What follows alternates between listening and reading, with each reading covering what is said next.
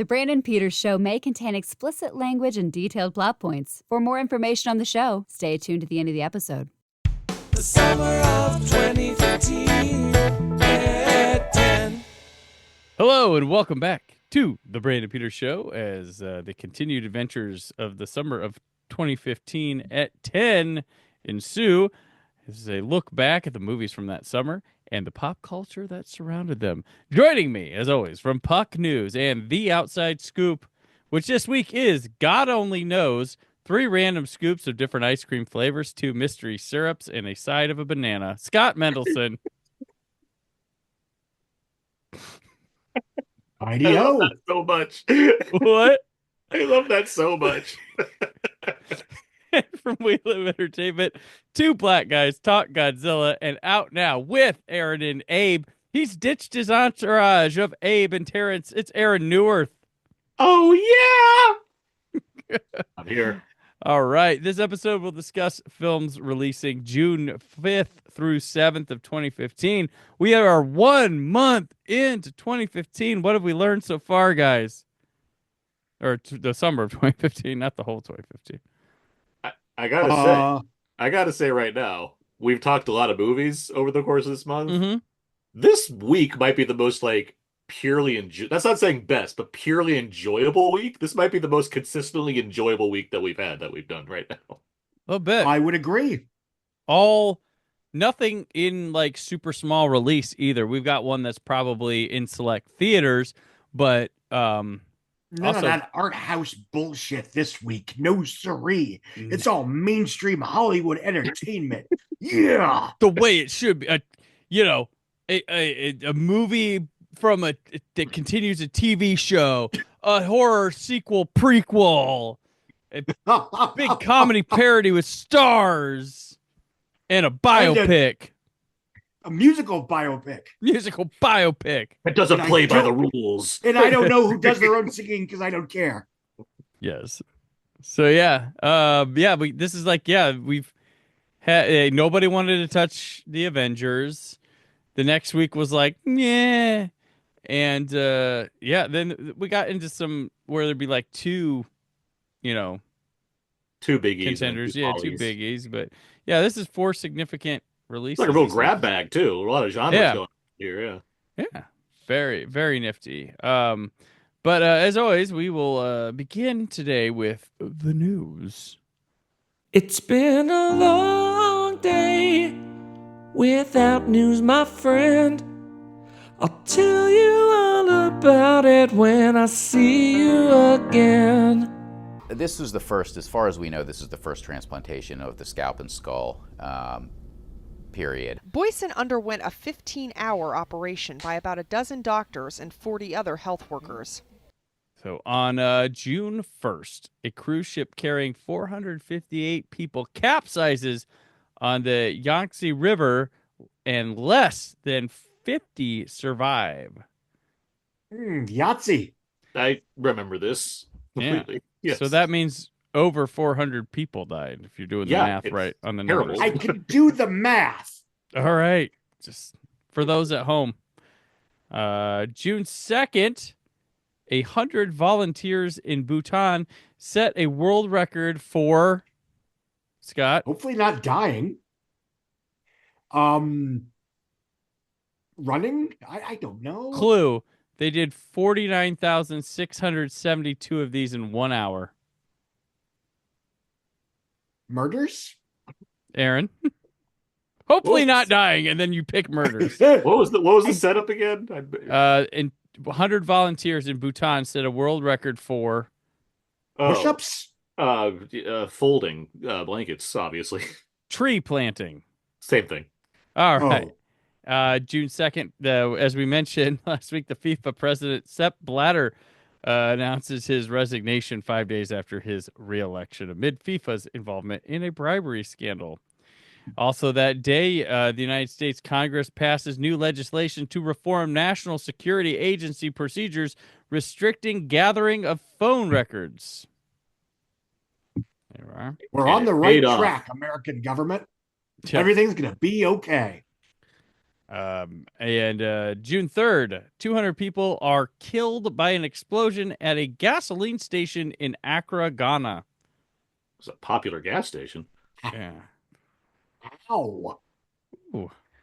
I have never been in a gas station with 50 people, let alone 200 people. If you drive to Vegas and you go to like Eddie's World where they have all that stuff. Well, that's like a giant, that's like a fucking theme park in the middle of It wasn't a Buc-ee's. Two things. One, I like that you understand my reference. Also, I think it counts. I think that's the place. It's like a giant rest stop. Yeah. On June 3rd, Dr. Jesse Selber performs the world's first partial skull and scalp transplant at Houston Methodist Hospital. Well, we got ahead of the game. There we Which go. I'll be out here. Yeah. Let's say it was awkward because they requested a full skull transplant. How would you I'm like 35% of the way there. What do you want from me? On June 4th, at the Australian cricket batsman, Adam Voges becomes the oldest player to hit a century on debut in first test versus West Indies in Rousseau. 35 None of those words are in the Bible. Yeah, 35-year-old Voges scores 130 not out during Australia's 9-wicket win. Congrats to the Ewoks. Fuck do any of those words mean? I don't know what it means. I'm sorry, cricket people. Got the appeal. Yeah. On June. You know what? If there wasn't a Nintendo video game about it in the 80s, I don't know how to play it. Hey, he's an all-rounder. There you go. I know things. On June 5th, a 6.0 magnitude earthquake, the strongest to affect Malaysia since 1978, the year Halloween came out, strikes Ranau, Sabah, Malaysia, killing 18 people on Mount Kinabalu. A lot of death this week, Brandon. Yeah, this is one of those dark weeks. When was your son born, Scott? Oh, God. 1, 2, like 3 weeks prior. A lot of warning signs. Yeah. Well, speaking of warning signs, I think we know what's coming next week. June 6th, at the 147th Belmont, Victor Espinoza aboard American Pharaoh wins. The first horse in 37 years to win the Triple Crown. Okay. Congrats. That same day at the 236 Epsom Derby, Golden Horn, ridden by Frankie Dettori, wins. And that same day, similar sport, Brian Ortega wins Fight of the Night against Thiago Tavares at UFC Fight Night 68. Oh, man. Joe Rogan probably announced the hell out of that one. Yeah. That same day, maybe around the fight, convicted killers Richard Matt and David Sweat break out of Clinton Correctional Facility in Dannemora, New York. Hey, that's a thing. That's a thing. Kudos. They probably They probably were trying to get out so they could watch the French Open women's tennis, where Serena Williams won her 3rd French title and 20th Grand Slam singles event, beating Lucy Safarova of Czech Republic. People not watching the YouTube version of this can't see me crip walking right now in honor of Right. There you go. June 6th, speaking of, I was at a Pacers game, NBA game, and they play that song, and they make sure they stop so everybody can yell A minor. Imagine. I have no idea what you're talking about. People gathering around to talk about pedophilia. Yeah, that's enough. yeah. Period. End of sentence. Moving on. And the last thing on June 6th. I told you that in confidence. Right. Okay, the last thing Don't make it weird. The last day of June 6th, UEFA Champions League final in Berlin. FC Barcelona beats Juventus for the 5th title and 2nd treble. And June 7th, the 41st G7 summit held in Sklos Alamo, Bolivia. Okay. That came out. That came out. That's so weird. I read it like it was going to be sports, and it wasn't sports. Get your G1 tickets. Yep. All right. 400 people died. Oh, damn it. The next one is dogs for G1. Hot dog. Last news out at the French Open men's tennis, Stan Wawrinka of Switzerland wins his second major title, beating Novak Djokovic. And we'll move on to Novak. Our deaths, in addition to the lots of deaths we've talked about already. Folk singer Gene Ritchie, Nobel Prize biologist Erwin Rose, Hungarian composer Pai Karolia, a basketball player and NCAA record holder for most points scored in a game at 113, Bevos Francis, Dutch pop singer of Shalala I Need You, Albert West, French actor Pierre Brice, Michael Oliver, the cardiologist who linked cholesterol with coronary artery disease, and you ruined the fun for everyone. And the great Christopher Lee. Oh, yes. This is the week I discovered he had a death metal band. Yeah. That guy did it all. What a career. What a career. What a guy. Figured he was immortal. Yeah. I mean, we're only just saying he died. I didn't see a body. I've seen him come back from the dead before. I mean, yeah, exactly. I did appreciate the 2010s race between Peter Jackson and Tim Burton to see who could put him in his final film. Right. Burton won, right? Is that how it went? I think Jackson did because the Hobbit bullshit. Oh, I forgot the fucking Hobbit movies. Is he in a shadow somewhere? Yeah. It's pronounced Hobbit. Speaking of merry bands of hobbits, we go to our first movie, which opens before the weekend on June 3rd, Entourage. Even if you've never seen a Vincent Chase movie, chances are you've heard the name. Chase hails from Queens, New York, where he's surrounded by a group of loyal friends. We caught up with his entourage. Who's he calling an entourage? Not me. I'm a relative. Whatever I do next, I also want to direct. You're 15 million over. What'd you spend the money on anyway? If it doesn't work out, we can move back to Queens. I don't want to go back to Queens, bro. I like the weather out here too much. Rated R in theaters June 3rd. Directed by Doug Ellen, written by Doug Ellen and Rob Weiss, starring Adrian Grenier, Kevin Connolly, Kevin Dillon, Jerry Ferrara, Jeremy Piven, Emmanuel Shrieky, Pereri Reeves, Rex Lee, Debbie Mazar, Reese Coiro, Constance Zimmer, Haley Joel Osment, Ronda Rousey, Kid Cudi, Alan Dale, Emily Ratajkowski, and Billy Bob Thornton, plus a murderer's row of Leo Points cameos, including Clay Matthews, because we're having Big Clay summer. This is his second appearance. He was in Pitch Perfect 2 as Green Bay Packers. I noticed him at the party. I saw because I watched Pitch Perfect 2. I was like, that's who that is. I know this now. Clay Matthews. Who else is in it? What other cameo? Was there another one notable? Tons. So many. Anyone that might not be welcome around anymore? Plenty. Well, there's one bit of running joke that's aged very, very well. Oh, the Hammer? You're talking Army about Hammer shows up. The Hammer. He plays funny. not a good guy. Here's the thing. They talk about him accurately. Yes. He shows up accurately. It aged the best out of every joke in this movie. The Hammer. Wow, they got lucky on that.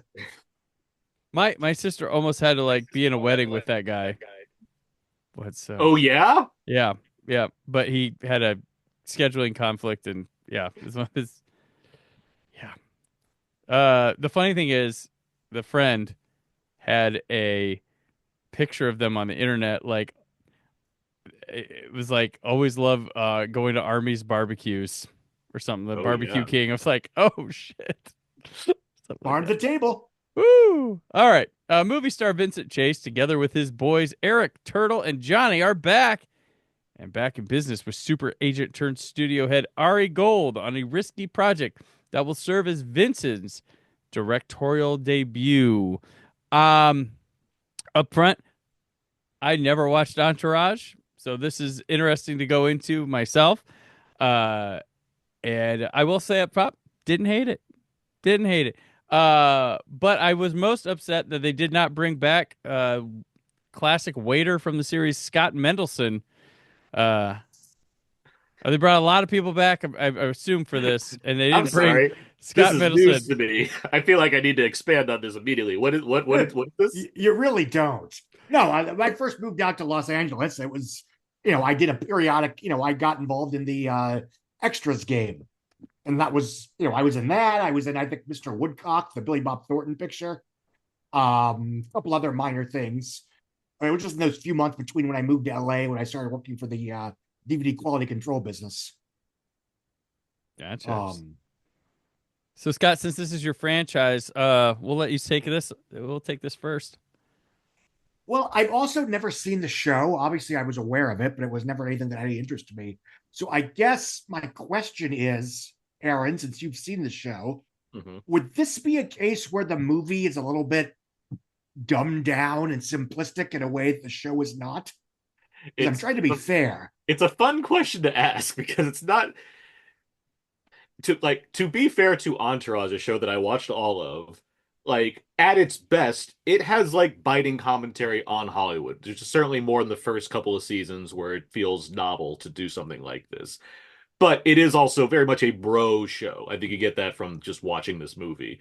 Do I think this movie plays things dumb in the way that you see examples of when it comes to, I don't know, like an X-Files or what have you? Sex in the City.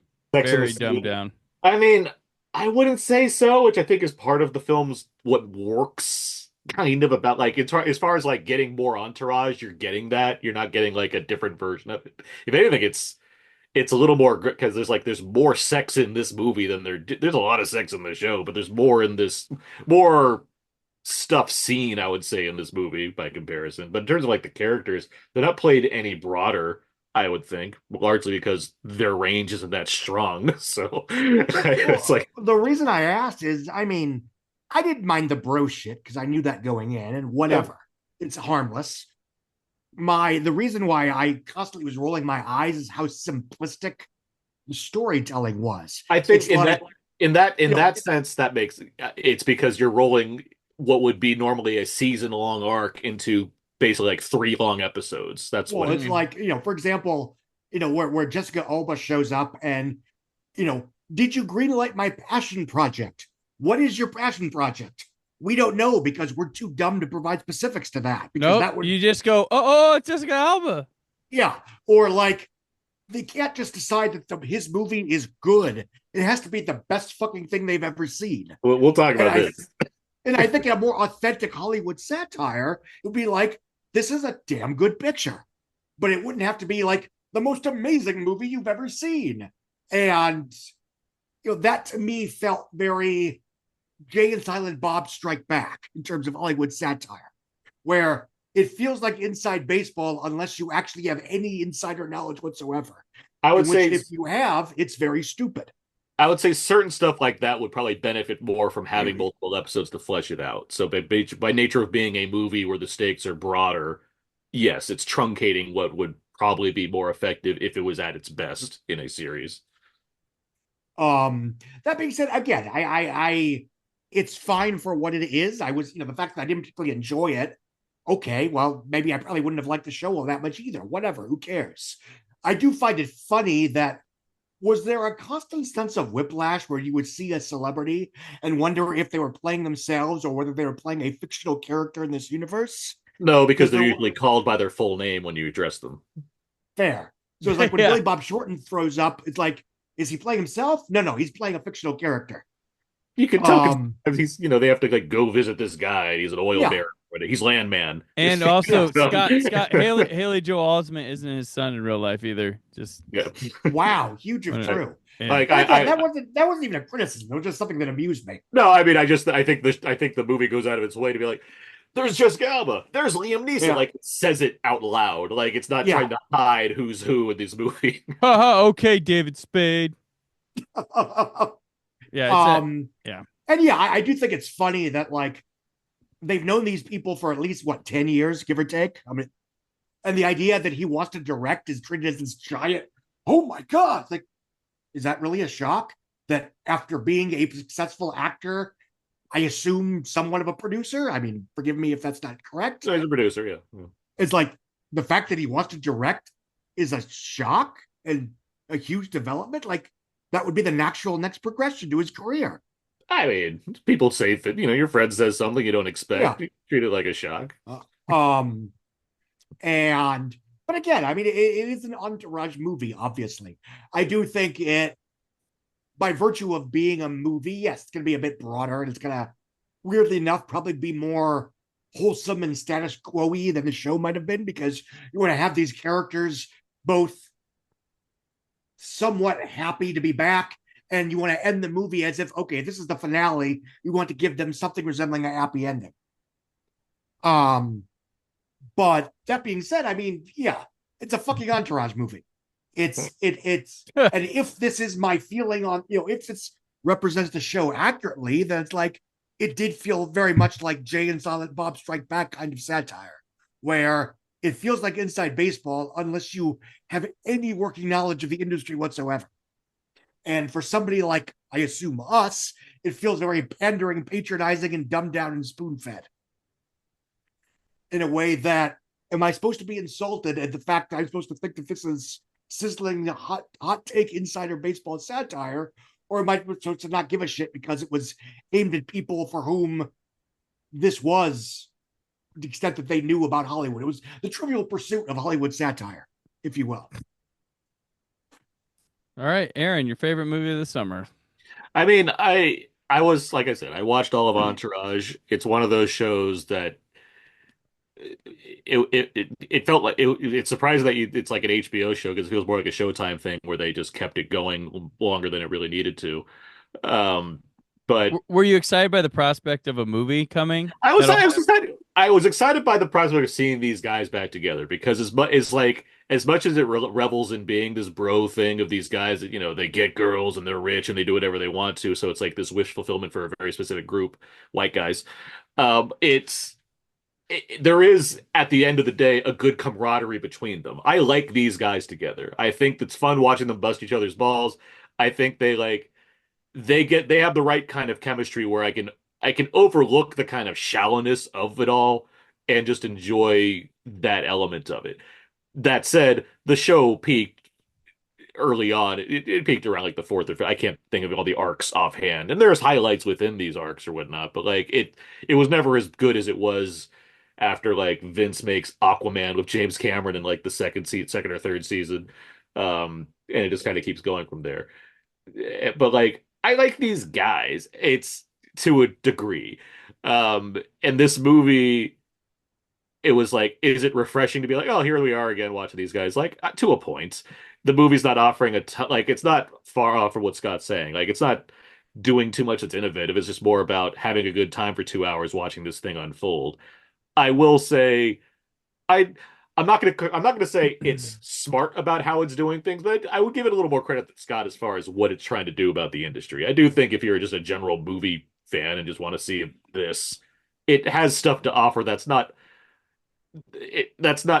just enough inside to be like, this feels clever enough because of the writing that comes with it or whatnot, because of the way they're talking about things, especially with Jeremy Piven's character.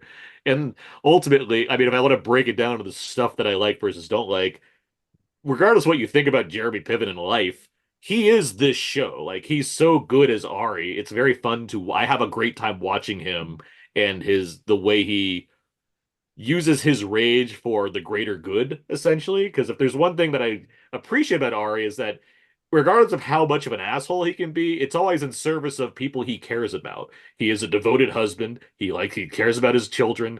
Here's his son, at least. He's great friends with his clients that he respects. Like, I can appreciate that. Like, at the end of the day, it's not about malice with him, which I think is admirable for a show like this that could revel in that. As far as the entourage itself goes, very amusing that Kevin Connolly's billed first.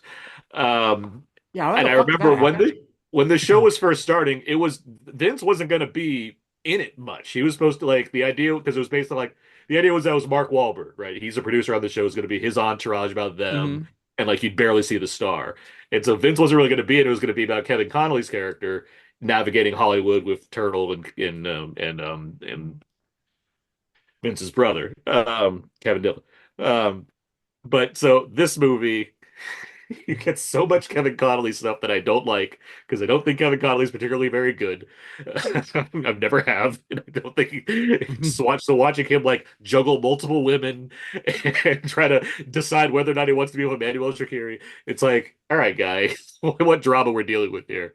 Meanwhile, Turtles with Ronda Rousey, and the Turtle stuff is at least fun because he's Turtle. It's just like I enjoy his character, and I enjoy Kevin Dillon. I think as ridiculous as he is, there's something just the show seems to know how to make him work in a way that I can appreciate, as goofy as like his aspect is. The thing with Vince now, this is the main thing I want to get to because Scott's exactly right about this movie. The running theme I have on Entourage is Vinny and the gang are gonna be all right. That's always how every scene, like you talk about status quo. This show that will throw every kind of obstacle possible at this group of guys. At the end of the day, Vinny and the boys are going to be all right. There's never nothing's ever going to break them up or cause them to have anything longer than a season-long struggle. Like the most that happens is like he gets questioned on his acting ability and he has to go into rehab for alcohol. Like that's pretty much it. Like for Vince. So the fact that this movie relies on him being not only wanting to direct, but he directs something that's so powerful that the leader of a major studio is willing to put his entire career on the line. That's how good Vince was first time out as a director. When you see the footage of his movie Hyde, and it looks terrible. Yes, this is nonsense.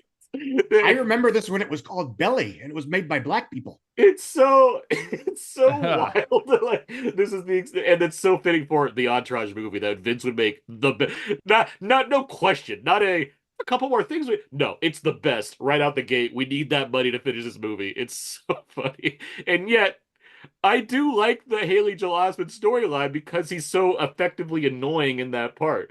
Like it's a good performance from Haley Joel Osment. He really makes that work. And so like, do I like this movie? Not like really.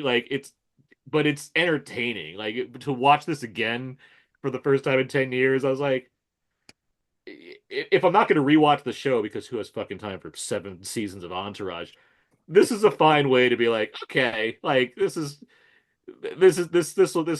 gives me a certain jolt of what I needed from this crew again. This was fun to watch. So gotcha. Yeah, I had nothing, but it was pretty easy to jump right in. That's one thing I'll give this movie. Well, yeah, Piers Morgan hosts the whole show to tell you who all the characters are. Yeah, beloved Piers Morgan. Yeah, so it gets me right in there, and you get the vibes with the guys and stuff like that. And I'll give you there's definitely a fun factor to their camaraderie. I did feel like even for 2015, this felt like a dated artifact in terms of the kind of celebration of this male behavior and stuff. Like it feels like the world like way moved past it. So it's like I can see this being rejected upon arrival, but movies about making movies are always kind of fun to me, and this one has some sort of the same drama as Ed Wood faces in Ed Wood with the hillbilly people trying to they don't we just want your money, we don't want your ideas, like that's kind of the thing that goes on here. And then the movie looked like it sucks. We never even get to see him like really make it. We don't get to see him making the movie. There's definitely different story. The thing is, they come up with some decently dramatic storylines that get wrapped up really fast, or like they don't really lean out. Like the whole like and she's like, "I'll take you back," and he finds out the other girl is pregnant. Like, there's only one more scene of that, and it's over. Like it doesn't stretch. It held itself in the most Entourage way possible, where there's 2 different women that he slept with the span of 24 hours. Yeah. And they have to be friends. Roommates. They're roommates. They're roommates. They're roommates. And they want to teach him a lesson, and the lesson's barely even gleaned upon. It's just, it's nonsense. And it's for Kevin Connolly. Yeah. So there's that. And actually, I have to say, Ronda Rousey, not bad in this movie. She's terrible in the Expendables 3. She's terrible in that. She's not great in the Fast and Furious movie. She was all over the place right now because she was just in Fast and Furious there. Her time, yeah. And then was Expendables 3 after, or was it before? Expendables 3 is the previous Just before. year. That's 2014. Okay, yeah. So, and then she gets beat up one time, and no one cares about her anymore. It's kind of how that. Turtle. He brings out the chemistry in people. It's Turtle. He's the glue.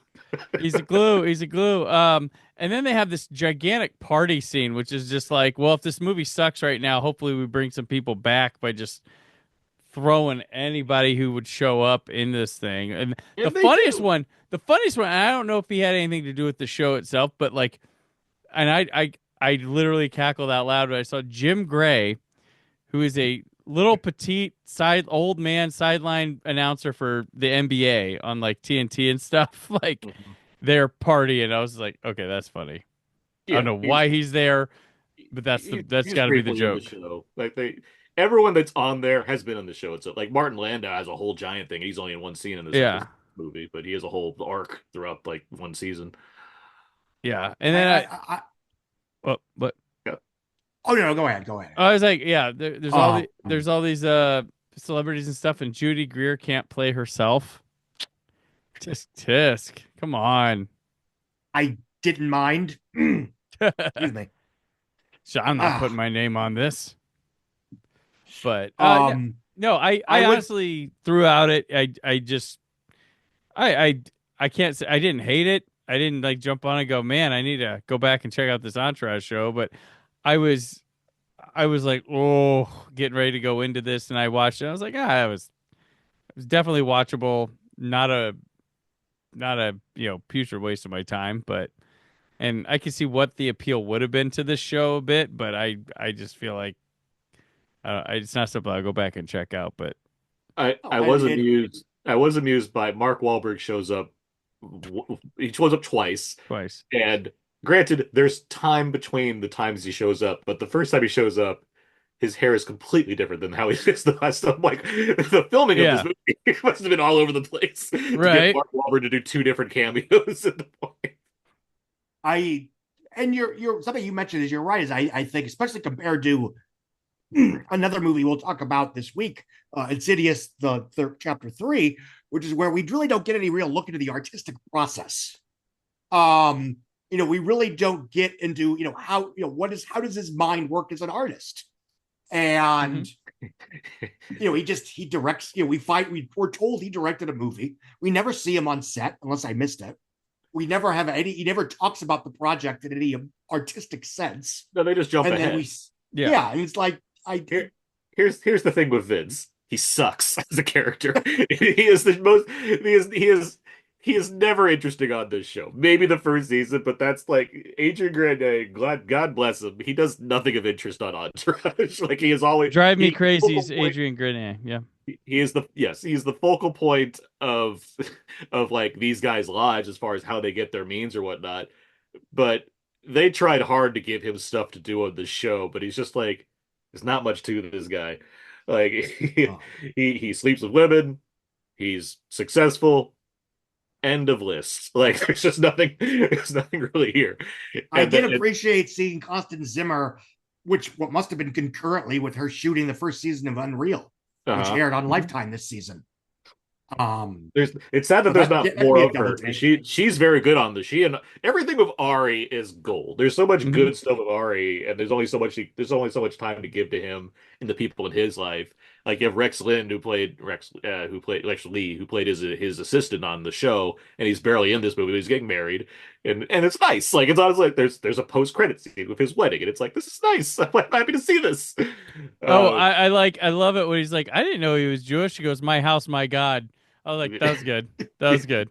Like he's got. Did you guys like Piven? Not having watched the show, did you like him in this movie? Yeah, I can certainly see the appeal of that character. Yeah, you're right. He does come off as sort of a Dr. Cox type character where he's an asshole inside of the Angels. Yeah, it's definitely perfect for Piven. Like it was like the role meant for him. Like it's a lift off from things he's played before. Like it felt like it was written with him in mind for sure. Yeah. He's kind of an ass in real life. I've had personal run-ins with him. I can't speak. The rest of Piven's life is whatever, but like Ari, that works. Yeah, I was like, it was funny because what's the movie he did? ECU? No. Very bad. The one Carnahan did or whatever. Oh, Smoking Aces. Smoking Aces. I'm like, yeah, this this is Jeremy Piven for real, right here. Like, Yeah, just, that's smoking is. yeah, that was Had a like, poster right there. yeah, I was like, that's the real Piven right there. It's very yeah, and that's peak him. That's his peak as a like celebrity right there, because that's mid Entourage. It's like, yeah, I'll do a movie. He'll be the guy. Yeah, yeah. Now does. I don't know what he does. Cameo. This is he. He does stand up, of course, because he's a comedian. Apparently, he's had a lot of BBC shows. He's been a lot. He's in the lead of a lot of like British TV shows. Yeah. He also has residuals from Entourage forever. So right. He's got True. I think what helps, so we can wrap up because there's way too much excitement about Entourage right now. Doug Ellen, the creator of the show and everything, he's back. He writes and directs this movie. I can't tell you much about the Sex and the City movie as far as how involved everybody was to make it resemble the show, but I think what at best works about Entourage the movie is it has all the people that were involved with the show making this movie. They know what they're doing. Mm-hmm. Like, it's not, and because it was already an HBO show, it doesn't really have to sacrifice anything because it could already be the show. It could already be the ultimate version of itself. There was no sense. So the second Sex and the City movie is like this ultimate abysmal piece of. It's a pitch perfect 3 of Sex and the City movies. But at least it's super short, right? It's really short. But like the first one, the movie stuff is like, when I saw it, I'm like, well, this is a shame because this movie has turned out to be what every male has thought this show was, when it's actually a better and smarter show than what the movies bring out, because they become, like they draw into the tropes and stereotypes that it gets stronger, and it's just like, no. And meanwhile, Entourage has always been about debauchery in Hollywood, so it could keep. I guess, yeah. It's whatsoever. Yes. Speaking of Piven, before Entourage, he was once part of another entourage of the Cusack family, coming into fame. And speaking of John Cusack, we'll learn of an unhealthy entourage here in Love and Mercy, playing in 481 theaters. Ladies and gentlemen, the Beach Boys. Critics are calling Love and Mercy extraordinary. So I listened to those harmonies, I teach them to my brothers, and we'd all sing. Paul Dano and John Cusack mesmerize in a groundbreaking dual performance as Brian Wilson. Brian's a very sick man. It's a beautiful portrait of America's greatest songwriter. We're gonna walk out of here right now, and everything will change. Can you swim? Love and Mercy, rated PG-13. Directed by Bill Pohlad, who had previously produced 12 Years a Slave. Written by Oren Moverman and Michael A. Lerner, based on the life of Brian Wilson. Starring John Cusack, Paul Dano, Elizabeth Banks. She is back again. We can't. Banks Summer. She left us for more than a week at a time. Like, can't say goodbye. Just wow. Have we ever had someone in a summer just show up as much as Elizabeth Banks as this one? Probably Walsh. Yeah. Yeah, she's having her Jude Law summer here for. You have to go back to 93. Had a few of those because that's why I kept pointing it out, because there's some that are just like all over the place, but not as 04 no, but 05. Yeah. Banks. Hey. Paul Giamatti. And Giamatti. Giamatti's back. It's a big Giamatti summer as well. Yeah. Jacob Bell, Brett Davern, Graham Rogers, Aaron Drake, Joanna Going, and Bill Summercamp. You see what I did there? Bill Camp from last week. Yeah, Bill Summercamp. In the 1960s, Beach Boys leader Brian Wilson struggles with emergent psychosis as he attempts to craft his avant-garde masterpiece. In the 80s, he's a broken, confused man under the 24-hour watch of a shady therapist, Dr. Eugene Landy. Aaron, this was a really big one for you back. I remember talking in 2015. You're quite high on this movie, so I'll have you kick us off with Love and Mercy. Oh, it's age poorly. I hate it now. Not true. I think this movie's fantastic. I saw this with Anna, and I like the Beach Boys, and I'm aware of Brian Wilson to a degree, but I don't really have much knowledge of his life or what have you. So like I was going in basically blind as far as what this could offer. And it was more, and also at the time, nowadays, I'm cool with Paul Dano. Paul Dano, he's doing his job. I appreciate what he's putting out there, few performances aside. But Cusack, I was all in for. Cusack, I'm a big fan of. And this is like the last year of Cusack, basically, between this and Chirac. So it's like, he just goes over to Japan, shoots a few movies, and comes back. Yeah. And, is really angry on Twitter. Rightfully, but still, it's a chore to follow him. But going into this, I was just like, all right, look, sure, Cusack and a thing. When it comes to music biopics, I'm so over the formula of them. So like, I really need like something to give me more when it comes to doing the life of some famous singer or musician or band or what have you. So getting something like this, which has this dual narrative going on, and presents a story that I found to be pretty intriguing and has performances as good as these are. I was just really into what this had to offer. I was moved by it. I think the performances are all generally strong. Elizabeth Banks is ostensibly kind of the lead of the main story because like Cusack, he's obviously he's Brian Wilson, but he's so closed off from things, and it's up to Banks as the she's the person propelling change in that storyline. Mm-hmm. And meanwhile, the Dano stuff with the Beach Boys and how he's succumbing to certain issues involving paranoia and what have you, I just found it all so compelling and intriguing. I think it's really well made. I think it's a really well edited film. I really appreciated just why we're jumping back and forth in certain spots and how it's reflecting his mental state in different areas. The music's obviously great. The seeing you just talking about like the lack of process of seeing how Vince could put together Hyde. Here's a movie that's like, let's see a whole sequence focus on how they made good vibrations, and I love that. Like, there's just so many like good little pieces that go into like what the Beach Boys are going through and like what that process is. In addition to telling the story about Brian Wilson that I found heavily emotional. Even by the end, when you get the requisite text on screen and here's a picture of the real guy thing, it works. It's earned doing that in a way that not all the movies. You get it. It's a biopic, so you're gonna like kind of have some like additional post notes or what have you. But like, I'm so like emotionally invested in the way they're telling the story that I found it all just really, really well done. Also, Paul Giamatti, regardless of how true to life the depiction of his character is, he's a real son of a bitch in this movie.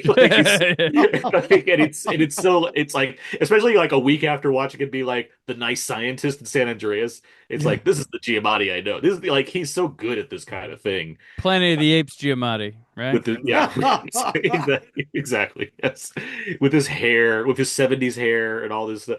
Like, it's so good. And to see him play basically the same character again 3 months from now, it's like Giamatti. He's just owning the role of like slimy guy on the top. But yeah, no, I Love and Mercy. I'm a huge fan. When I look at like music biopics, like this easily like places very high for me. I'm a big fan of this movie. It was in my top 10 for this year. All right, Scott. Agreed. It's a terrific picture. It is fun watching Paul Giamatti become the manager for all seasons.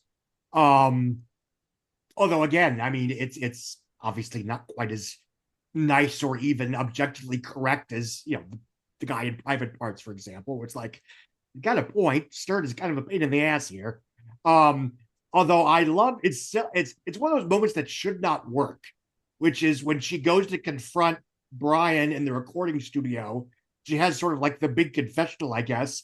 And then he turns on the light. And he's standing behind the window looking like a fucking Bond villain. It's like, this is ridiculous, but oh my God, this works. But yes, the joke I made earlier about, movies about the artistic process, this is what I was referring to. This is one that really, at least comparatively speaking, digs into the hard work and the trial and error that goes into making art. It's not just, I don't want to pick on Ray, but, there's a scene where it's like, someone yells at them, you need to hit the road, Jack. And he's like, that's a song. And, there's plenty of biopics that do that. This, I think Straight Outta Compton does that a little bit too, if I recall. I'll find out in a few weeks. That is explicit. I did appreciate, what was that? Not as explicitly, but Oh yeah, yeah, yeah. because it's usually rooted in the police are being real assholes to us. We should make a song about that. Oh, I mean like the By Felicia thing. But That's anyway, just cute. But go on. Sorry. yeah, whatever. I mean, whatever. It's still. But I did appreciate that this one at least acknowledged that making this kind of art is a long trial and error, unglamorous process. But beyond that, it's just a terrific character study. It is a look at mental illness that feels plausible and grounded without being particularly melodramatic and sensationalistic. And yes, it really is sort of the last major star vehicle of note for John Cusack, at least at this level. Although weirdly enough, he's terrific in the Detective Chinatown prequel that came out a couple months ago, where he's basically playing the personification of racist Americans. But this would be around the same time that he goes off to China to make a movie with I believe Jackie Chan and Adrian Brody. And Adrian Brody. Yep. Yeah. Two-time Oscar winner Adrian Brody. Yes. And that was sort of the first time that we'd started seeing that in terms of big Hollywood stars going to China to make movie, and Jackie Chan having this movie that nobody in America sees that still makes like $200 million in China, whatever it was.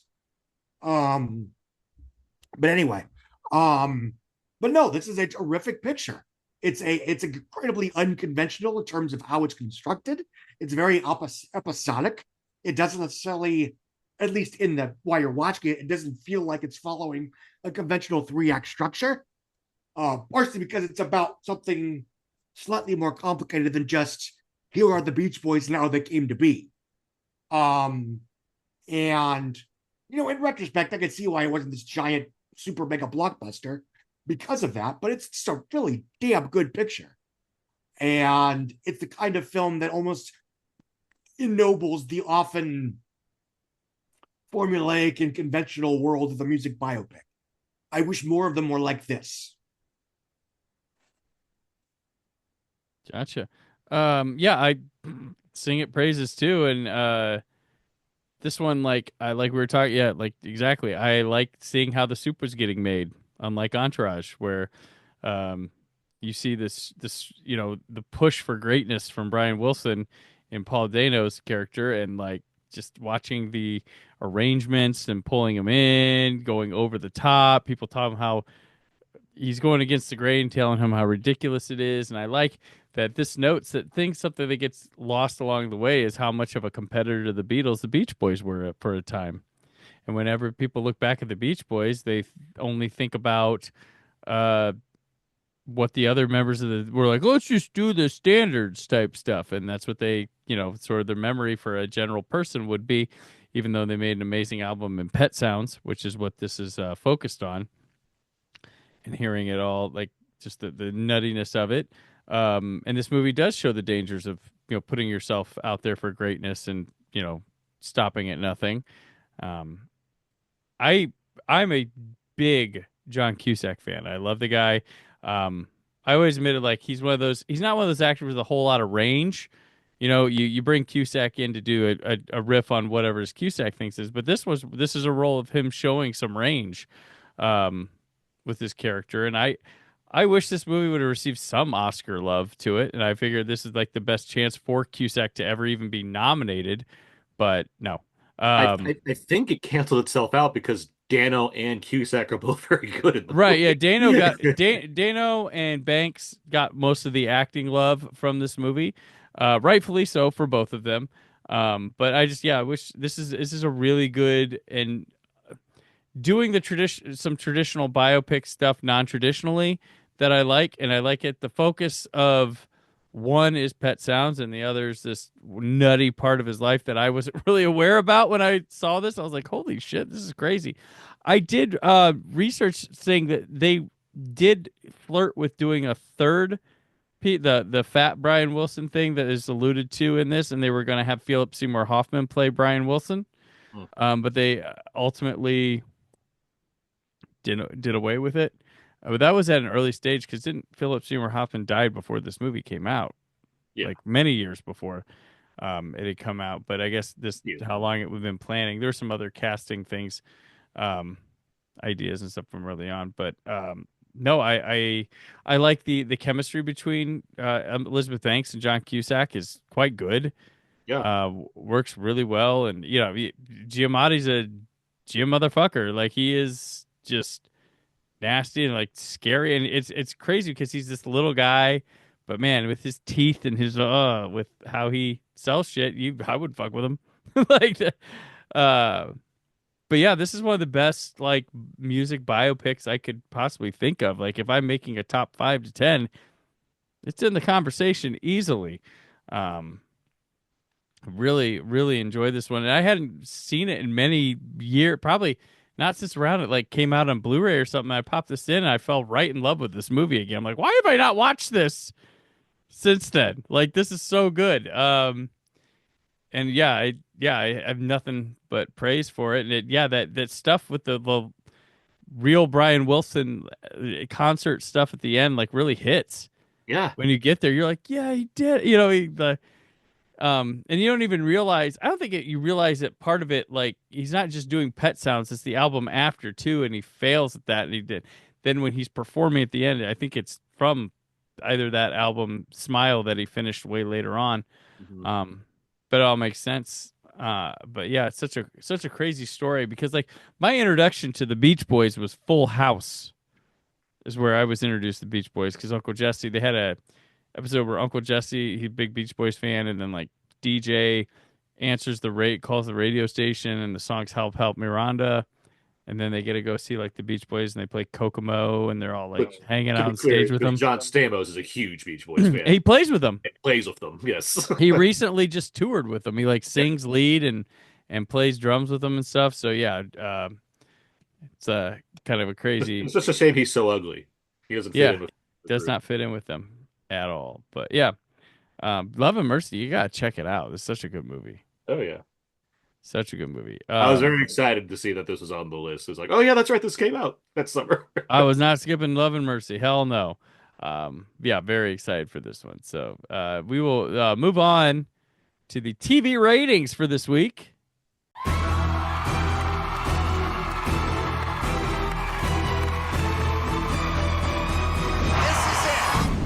Season.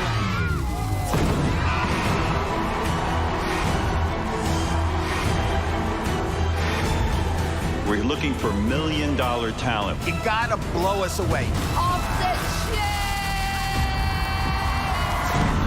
America's Got Talent Season 10 premieres Tuesday, May 26th here on NBC. Number 1 this week. Do you want to take a swing at it or just me? Does America have talent? We have something that rated way higher than the past couple of weeks. The State of the Union? No. What? It is the number 1 is the NBA Finals Game 2 on Sunday night on ABC.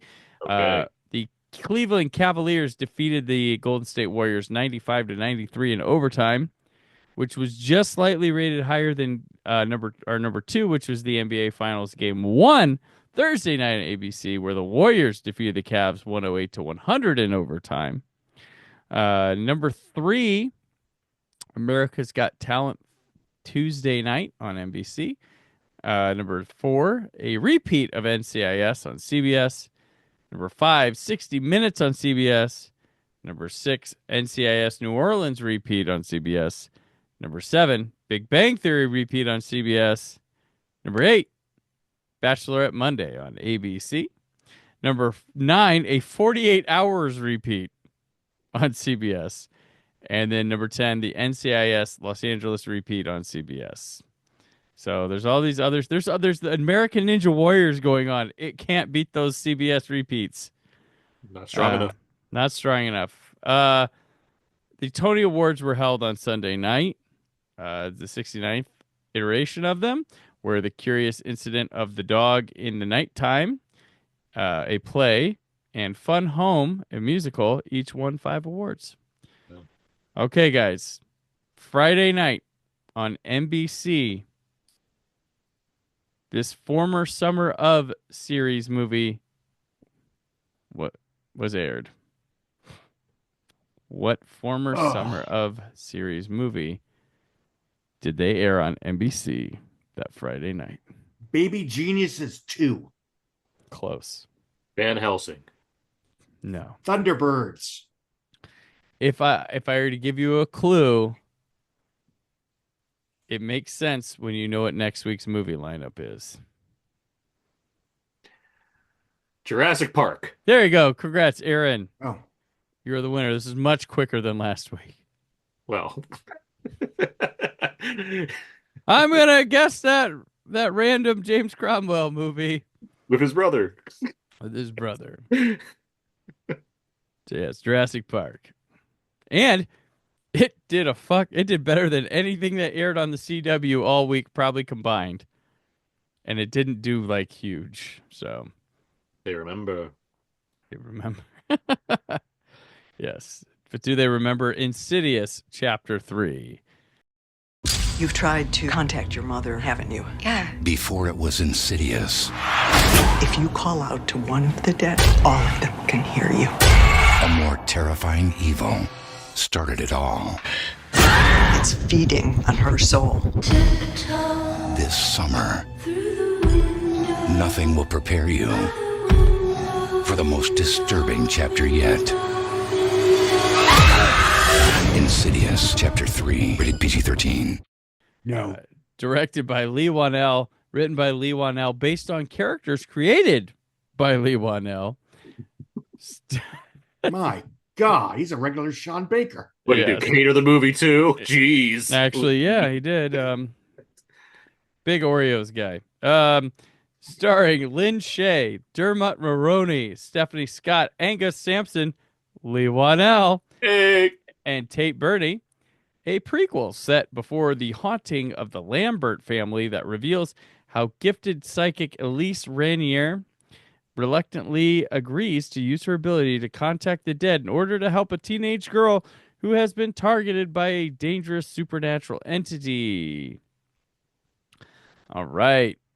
Aaron, why did you finally understand The Conjuring, or not The Conjuring, the Insidious movies after this one?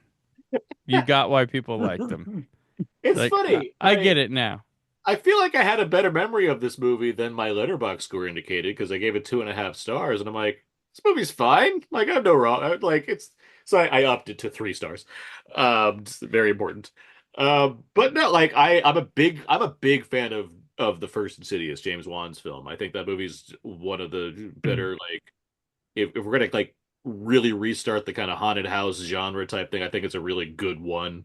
Him and they had Oren Peli producing at the time, and it's Blumhouse, and it's Blumhouse, right? Yeah, it's Blumhouse, and it's like $1 million like shot on red, really scrappy, basically an indie kind of thing. After all of them are kind of at a low period, like James Wan's like he's coming off of Death Sentence, which didn't really set the world on fire.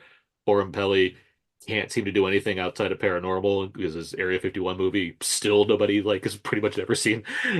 I did at a previous screening at Paramount. But so like watching them like scrap together something like that is like, this is great. I really enjoyed this a lot. I think it has the right kind of jump scares, great score and everything. All this is to say is that I think Insidious Chapter 2 sucks. I'm not a fan of that. I know some people like it more than me. Most don't. Even James Wan is not a fan of that movie because he was like, I was making Conjuring and I just had to do this thing. Like, we had to put together a sequel to Insidious also, and it shows. So getting a third one that at least was still Lee one. Like I get James Wan was busy, making $1 billion Fast. He was supposed to do this one. I know he would, but he's like, oh yeah, that's right. I have this other thing I'm doing over here. It's got a little more things going on than I expected. So Lee Wanell doing at least, I'm like, oh, that's fun. Lee Wanell's gonna like make his directorial debut. He's gonna, be back in the Insidious universe. James Wan has a cameo. That's fun. And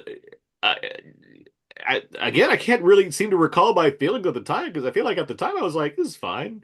I was just like overly harsh in the review portion of it. Even 2.5 still like, yeah, it's fine. But no, I had a good time with this. I think it's not the best Insidious movie, but it's maybe the third best because I like the Red Door enough. But no, it does the job. I like that between Patrick Wilson, Rob Livingston, and Dermot Mulroney, They seem to found the most agreeable white guys to be in all these movies together. Like, just really. Is it just me, or was Mulroney jacked in this movie? He looked like he like had come off some other thing where he was like had to be more in shape, or he just got was really he like aggressive. trying out for a Marvel movie? Didn't get it or something? Like Or he just got really jacked. really aggressive doing his classical music, classical violin work with the theater group that he plays with. Thought it was just going to knew be. that, like, in 6 years he might have to fight Scott Adkins, so you better get trained for it now. Heard they're casting Spider-Man in the next Captain America, so I'm gonna.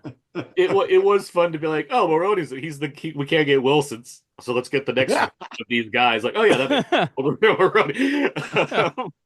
No, I think the story, like, this is where we start to like we focus on like Lin Shaye becomes like the de facto lead of this series, and I'm not big fan of The Last Key, but as far as like horror series that are like, let's have a 60-plus-year-old woman. Before Jamie Lee came back with Halloween, Lin Shaye was guiding the way with these Insidious movies. She was the lead of Box these. office dynamo Lin Shaye. Yeah, Well, actually, giving her person. a meaty role in a mainstream picture or at all, really, because she was this before Insidious. She really didn't have. I mean, She's like a character two-line parts. Yeah, and she's brothers with her sister of the guy that like runs New Line or whatever. Yep, Bob Shaye, yeah. But regardless, no, I think the movie, it has fun horror set piece stuff. It does the Insidious thing well enough. Like, it's not breaking new ground in terms of like what this thing is. It's a prequel, so it like gives a few like answers that we didn't need really need answers to, but it wasn't obnoxious in how it was doing it. And I think the thing I like about the Insidious films also is beyond like the scare aspect of it. I like the further. I like this world they've created, this ghost world that exists that only some people can tap into. It's effective in a way that Scott pretends imaginary is by having its own wacky third act. This is like how you actually do it with, a director that knows what the fuck they're trying to do with cameras.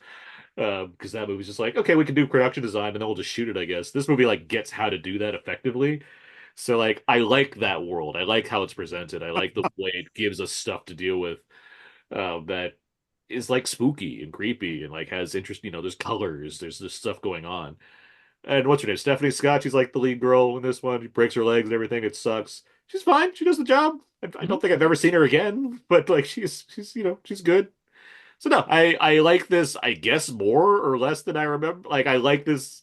I didn't know what to expect watching it again. I was like, oh, this is good. This does the job. Nice, Scott. No, the Insidious franchise has always been, understandably, sort of the Conjuring's disrespected little brother. Even though, in terms of rate of return, they're just stupidly profitable. I like the first one quite a bit. I like the second one a little bit more than I guess most people, only because unlike the first one, it has an ending. And I was sort of annoyed at the first one with such a cliffhanger. It's like, I wanted a complete fucking movie, dude. But whatever. They're John Carpenter fans. It's a John Carpenter ending. Yeah. I know. But it's like, I was invested enough in that journey that I wanted a conclude. Anyway, whatever. Who cares? The second one gives you that, whatever. I don't think I even saw this until Part 4 was about to come out, just because I figured I better play catch up. And yeah, it is sort of the the platonic ideal of this kind of movie. It's small scale. It's a family in crisis where the ghosts are sort of insult to injury almost. You have some good character actors that are unusually warm and wholesome. Obviously, Dermot Mulroney. I mean, the only time he's ever been bad is Anyone But You, which just shows how bad that movie is. That even he is bad in that fucking movie. Jesus Christ. I mean, I get that you're starved for R-rated romantic comedy, but fuck, it's the wish of rom-coms. All the ingredients, all served absolutely raw, but whatever. What's the movie we watched in '93 with It was the Bogdanovich movie. The Funny Thing About Love or something? I don't think it's funny thing about thing. Maybe it's just the thing about love. Yeah, because Bullock is in it, and they're both like, holy shit, they're both terrific, even in these very early days. The Thing Called Love. Yeah. Because again, I mean, he's done a couple of those direct to DVD, VOD action films, and he's very good in those. So but anyway, he is a warm, thoughtful presence in this. I'll be honest, I never find these films particularly scary, with a couple exceptions here and there. So, but I enjoy the human family drama. So I think to a certain extent, I tend to enjoy the first half / the first 2 acts more than the ooga booga supernatural stuff that by default has to be a big part of the third act. It's less You're about right. the scary factor. It's more of there's creativity in what they're trying to do with horror that I agree with you, and that's why they work despite that. I'm sorry, Is the first that- one's pretty creepy as fuck. The first one, yeah, I agree. it had an image that they tried to copy in this one, where in the first one that scared the shit out of me was the thing behind the curtain behind the baby thing. And it comes out in front, Cradle. I was like, oh shit. But no, I mean the fact that I'm not quivering in terror is like, if I like the characters, it works because I'll be scared for them. And again, that's how this is supposed to work. I don't remember much about the fourth one, other than again, it was funny that like Lynn Shay was box office dynamo, a very 7 years after this franchise, let alone, she was like 70 years old at that point. And her character dies in the end of the first one, basically, right? Yeah. So it's like, they have it's to a keep finding excuses to keep bringing her back. It's a very Tobin Bell kind of thing that I appreciate. The fourth one was a January release too. It was January kickoff movie. That was the biggest grossing by default, to be fair. First weekend in January horror film up to that point in time. But I think Megan beat it a couple years later. Well, then it set a record for like age of the lead too, or something like that, right? Yeah. Opening. And then Red Door did pretty well last 2 years ago. Yeah. It opened really like well. $32 million. It just hung in there. Yeah, it was one that just hung, and yeah. Despite, it's one of those films that's like, I figured it would open a lot worse just because there wasn't a lot of buzz. There wasn't a lot of, it's not like Insidious fever was in the air, but apparently everybody was. showed up. Yeah. They had their OG family back. It was like, they had wait a minute. This isn't another Conjuring movie. Fuck it, I like him anyway. They had their favorite Phantom / Aquaman character, so exactly.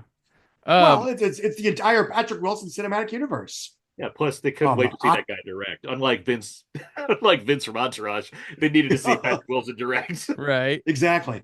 And sing. Vince doesn't sing. Does Vince sing?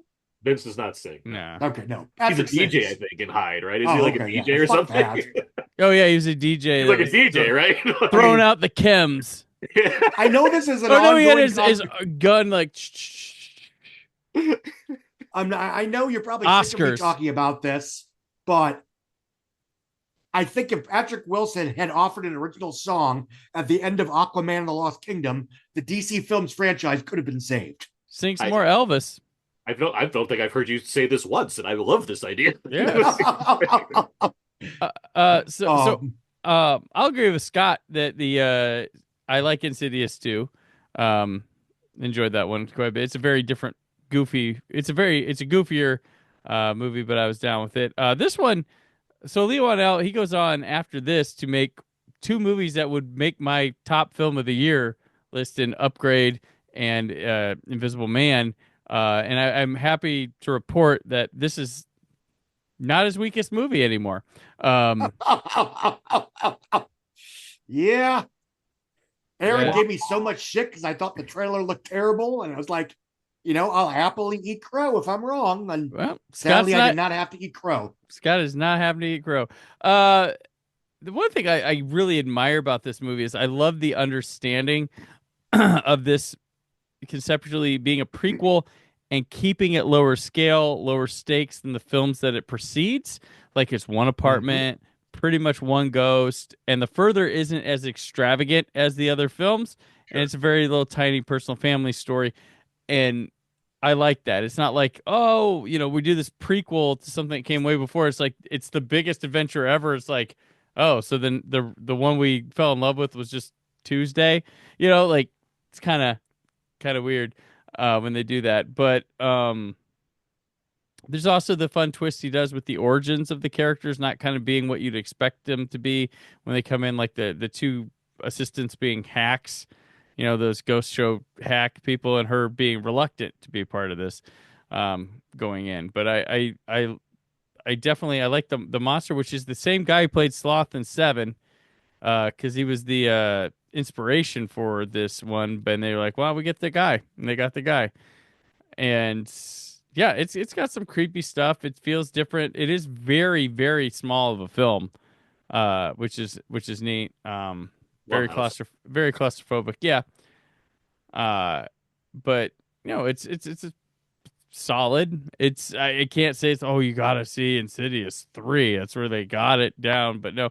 And I remember the next one to be in another, like, a little step down, but step down. It's not horrible. It's not horrible. Like, no, it's not horrible. like, But okay, it's like we're just gonna keep cranking these out, and then they don't. That's the thing. What I like, every single one of these does this exact same thing, yet it somehow works, where things get like the worst possible for the main character, Mhm. and then they're like, okay, so let's call some other guys, and Specs and Tucker come in, Angus Sampson and Lee Wanell, and they're hilarious. Yeah. They're fun. Like, and it comes at they come at these movies, they're 90-minute movies. They come at just the right time. Like, It's an hour when they show up in this one, and it's exactly when you want like a relief for a second. Be like, it's pretty unrelenting.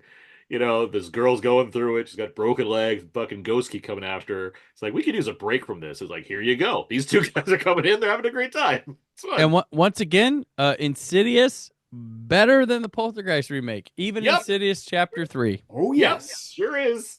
Way more fun, better. All five of them are doing the same shit, doing it better, being free. Yeah. And the opening sequence of this film is like, even though it is what it is, but it's like, it's really neat to see a film open in what you'd think would be sort of the end of the second act for most of these pictures. Yeah. What I like too is Wanell picks up with James Wan. You can tell they love an active camera. They love a movie. It's not boring. They love filling their frames or making them mean something. There is a scene where they go to that restaurant, and I was like, oh, crap, this looks just like Invisible Man for a sec. Like, the way it's set up. I was just like, oh, wow. Like, I think it's not like the look of the restaurant, but it's the way the tables are set up and the way the angle is on how the person goes to meet the other person. Because it's like back of the head, kind of looking up, and the person comes around the table like, oh, hey, how you doing? And that's the way the sister meets up with Elizabeth Moss in Invisible Man. It was just like real quick. I was like, is this a thing? Do I need to go look through Upgrade to see if there's a scene that looks like this? But no, you're not wrong. There's choices being made by a director, which I appreciate, which is why I like these Insidious, or he's like tolerate these Insidious movies. I think that they're active in a way that a lot of studio horror films that kind of come and go don't have the kind of pizzazz that these ones do. And I mean, being a scrappy effort, Yeah, Wanell and Warner, admittedly, they've said they're very inspired by and big fans of Sam Raimi and Dario Argento because of the camera. And you can definitely tell through all their work. Even the Fast and Furious stuff that Juan does is like an Aquaman. It's like, I see it. It's not boring. It's good. It's active. It's just there's a reason why I've become such a huge Juan fan. I think he's incredibly good at making Pulp Fiction of all shapes and sizes. Yeah, you're his number one fan. I will also say, I mean, I think all these movies do this, but like, it tries for the emotional, like Scott, you're mentioning like the family stuff in here. Like I mean, it works. The daughter's arc is she just wants to be able to talk to her mom again, and it's like, all right, like I could go along with this, and it resonates in a way and has a fitting way of bringing that around by the time we get to the end of the movie in a way that Lin Shaye knows how to sell. Right. The fact that I was more caught up in it watching it, like it was like I did not see this coming. That I'd be like so into like Lin Shaye's final words to this girl, who I'll never see again. But it's effective. It does which is what Red Door does the same thing. They bring Lin Shaye back at the end, and she does a little thing she says, like, God damn it, this is too good. Well, it's funny. Like I noticed the whole Lin Shaye thing really took off, and I went to it was probably the next year or the year after. I went to meet up with a writer at a horror convention, and they had a film festival going on, and like 5 of the movies had Lin Shaye in them. Like, it was just like, and like poster name above title type thing. I'm like, yeah, it really. She's our modern Joan Crawford. Yeah, she really took off. But yeah, so yeah, Insidious Chapter 3, yeah, solid, strong, decent. Straight, yeah, that's perfectly. 3 stars.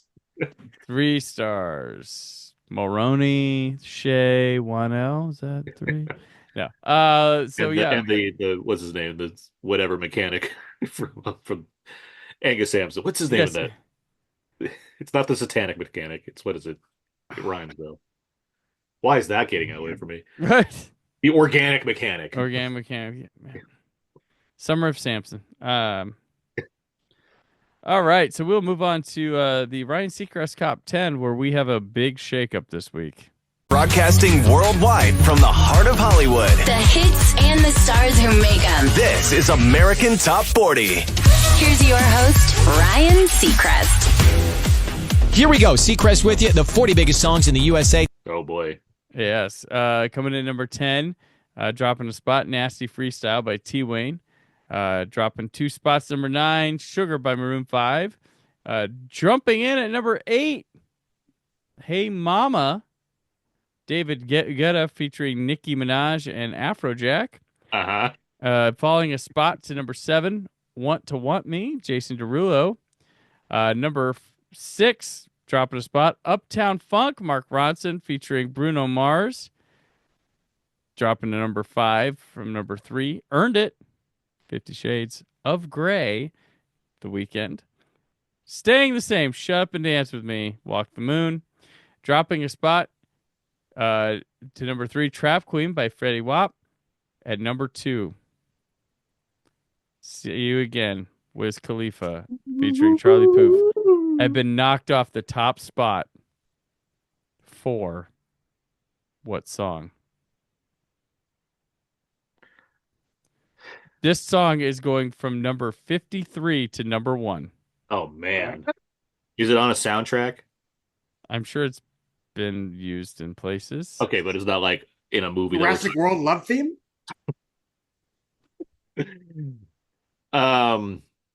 If you could think of 2 of the biggest music stars on the planet right now in this current moment. Is it a Swift song?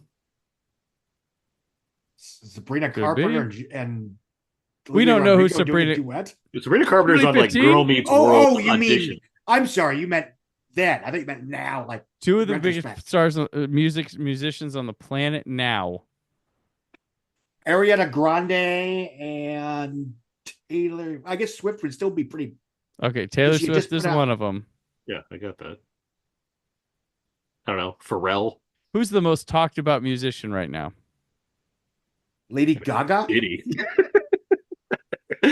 All right, it is Bad Blood, Taylor Swift featuring Kendrick Lamar. There you go. Oh, that was a summer. Jesus, I thought that was later. Carry on. Yeah, he had a career before the Super Bowl halftime show, Scott. It's all good. No, I mean, I thought Bad Blood came out later. And This is Bad Blood is right here, jumping up like 50 from 53 to 1. So that Taylor sure is popular. So you know who else is popular this time? Ariana Grande. Melissa McCarthy. She was everywhere because she's the star of our next movie, Spy. We have to stop the sale of a nuclear bomb. They send in someone who looks like Santa Claus's wife. Ciao bella, come stai? It's a confidence builder. We're gonna ruin this mission. Damn it! Who puts a roof on a scooter? What are you, the Pope? Spy. Leave the action to me. Oh, that's not fair. Mother Butler. Rated R. June 5th. Directed by Paul Feig, written by Paul Feig, starring Melissa McCarthy, Jason Statham, Rose Byrne, Allison Janney, Jude Law, Miranda Hart, Richard Brake, Sam Richardson, Marina Baccarin, Michael McDonald, Bobby Cannavale, and 50 Cent as himself. A desk-bound CIA analyst volunteers to go undercover to infiltrate the world of a deadly arms dealer and prevent diabolical global disaster. Aaron, you have famously quoted this movie as better than Bond, so explain yourself. I'm going first a lot here.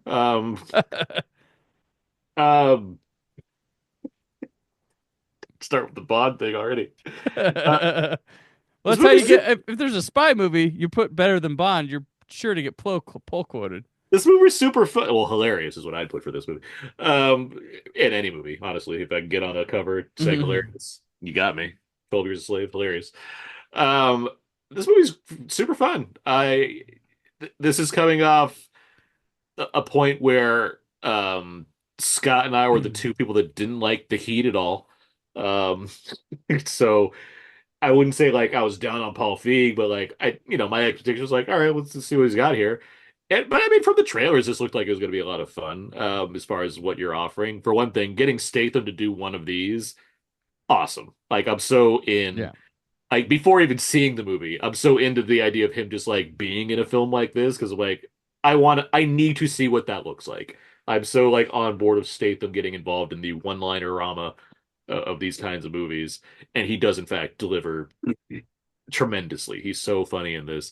And this, like, Melissa McCarthy is one where, like, I'm hit or miss on her, and it's largely because I can't stand most of her husband's movies. But, like, obviously, like, she breaks out in Bridesmaids and, like, has things from there, but, like, I still haven't seen Identity Thief because I feel like I die a little inside every time I see 5 seconds of that trailer. Oh, God, yeah. That was everywhere, too. I'm aware. And don't remind me. And what's the one that came out like that was her husband? Tammy. That might be the best. I enjoyed. That might be the best Falcone one. Yeah. Yeah. And even then, it's faint. Regardless, what I'm saying is, I think she can be very funny. It's just the vehicles that she's been put in. I'm not always super, especially after Spy. It drops a bit. But like, yeah, I'm down with her. But regardless, this movie delivers. It's very fun. There's different like levels to this movie where like you have her playing this Susan Cooper character, and eventually she gets into the field, and there's these different she's like has to play different personas, basically, where she's like different versions of cat ladies essentially.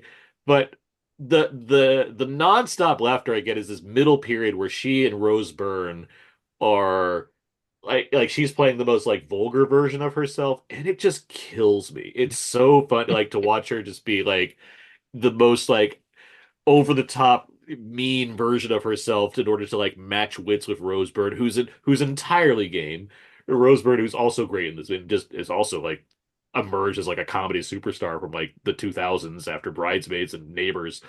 Like there's so much fun with this cast. My issue, if there's anything to try to take this down, is it's just so plotty. And I'm like, why is there so much plot in this movie? Like, there's just, I don't care about the various mechanics of like how the spy game works in this comedy movie. We could settle down a bit. This doesn't need to be 2 hours. It doesn't stop being like entertaining, but it is always the thing that kind of like slightly holds me back, where I'm like, we're putting too much effort into like the spy drama element of this in a way that I don't think helps the movie. I don't need it to be like Naked Gun or like a full-on parody. Like it's doing a good job of being like a film that exists in a spy world without, I don't know, undermining it too much in that kind of in an Austin Powers kind of way. Parody ends with the opening credit sequence, and then it's just lets itself be it's just like a straightforward movie. Yeah. But like even then, it's still like how much work does this thing need to do in order for me to be on board with it? I think it's trying to do too much. Feig doing his thing here. It's a good looking movie. I saw way too many comments saying he should direct the next Bond, and I'm like, let's settle down, people. Like he's fine, but the second unit work is not like amazing. Like it's okay. But no, overall, like every time I revisit this movie, it's not what I watch all the time, but whenever I revisit it, I'm always having a good time with it. I think it's very fun. The cast is having a ball. What's her name? Miranda. What's the other one's name? Miranda. Hart. Miranda Hart. Hart. Yeah. I'm surprised she's not in more stuff after. Right. She's a riot in this film, and I she's a big star in England, so like good for her. But like at the same time, it's like this should have been a breakout for her, like to do more things over here. Maybe he doesn't want to. I don't know. But regardless, everybody's having a good time. Jude Law's doing his American accent that's terrible once again, but at least the movie's fun, so it doesn't matter. Not enough Allison Janney in this movie, but still, it's a good time. I like this movie quite a bit. Yeah, you mentioned Feig, because I came off of this, I'm like, yeah, he's very good director, because someone else could have had this look completely boring. But when you're saying like, oh, you should direct bomb. I'm like, whoa, hold your horses. I want to take my compliments back. But like watching this movie, I'm like, yeah, this does the trick for being a funny spy movie, having good enough action sequences and things like that. But Scott, Spy. Oh, I fucking love this movie. Always have, ever since.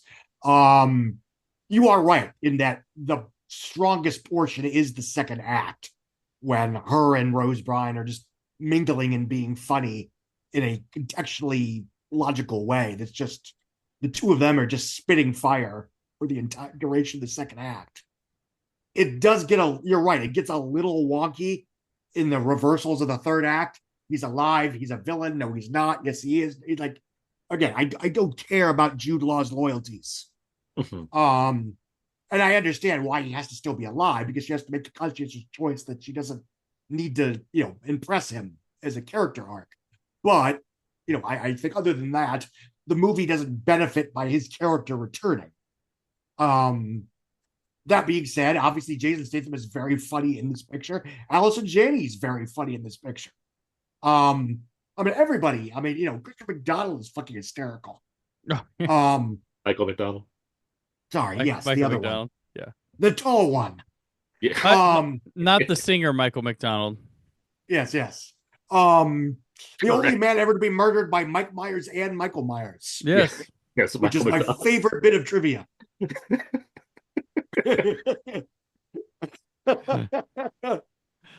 You, the listener, can look up where. Stop, look, and listen. It's Halloween. And I think it does do a good job of being an action comedy that doesn't give either portion short shrift. No, it's not Mad Max Fury Road or whatever, but when it has to be an action movie, the action doesn't feel neutered in a way that sometimes action comedies do. It is violent, it is bloody when it needs to be, but in a way that doesn't, turn you off. The fight choreography is competent, and I mean that as a compliment. So it revels in the depths, if any. That's the other thing. It revels in violence. Whether it's the fact that Susan constantly vomits when there's blood on the scene, or the way like knives penetrate bodies in certain ways. And what I like about the film from a thematic point of view is it's something that was one of the themes that we were seeing a lot in the early 2010s, which was the idea of, yes, diversity is important, inclusivity is important, we want to tell other people's stories, but the theme, of course, is what do we miss out on when certain people are excluded from the conversation because of XYZ? And that's, of course, the whole undercurrent of this movie, which is, it's not just that she is. The joke of the movie is that she's already competent and able to do what she needs to do. It's just she chose to suppress that side of herself for various reasons. And I think that in its own way makes the film far more compelling than it have been if she was just a total novice incompetent that had to learn the tricks of the trade as she went along. And I think that's just a very smart decision to go about. And I remember, even as somebody that, even back then I had grown out of the need to, where, I want a sequel to this, I want a sequel to that, I want this franchise to come back, I want that franchise to come back. This was one of the few movies of the last 10 years that's like, I really would want a sequel to this. I want to see a movie where, like, spoilers, I guess, Rose Bryan's character is cosplaying Hannibal Lecter, and she has to go visit her in jail to extract information. It's that stupid kind of relationship, because that would be funny to me. And I want to see them. And to be fair, most of the characters don't die at the end of this picture. So you're saying they're better than Reese Witherspoon and Sofia Vergara? By a tad, yes. Now that being said, it's been 10 years. I think the ship has sailed. But I do think, without getting into better or worse, this may be my favorite mainstream Hollywood comedy of the 2010s. Because I found it that funny and that enjoyable and that compelling as a comedy, as a character piece, as an acting treat, and as needed as an action comedy. And it certainly represented the kind of a prototypical why I was so fucking optimistic throughout 2015 about the Hollywood that I thought we were heading towards. And obviously this turned out to be very false hope, even in terms of McCarthy, because she basically peaked as a box office draw in this picture. Yeah. Without getting into the Ghostbusters discourse, it was all downhill from here, for better or worse. But for one shining moment, this movie fucking rocked. It was one of my favorite movies of the year, and certainly one of my favorite movies of the summer. Yeah, this is probably my favorite Melissa McCarthy vehicle that there is there, because it's really funny. It's good spy stuff, and really this lets her play in such a successful way that a lot of her other movies let her play, and it doesn't work. All your stereotypical Melissa McCarthy things are happening here, but they're happening like a high quality level, like that just work, because it's like there's stuff that's like I found would grow tiresome, still feels fresh returning to this one, still feels good, it's landing.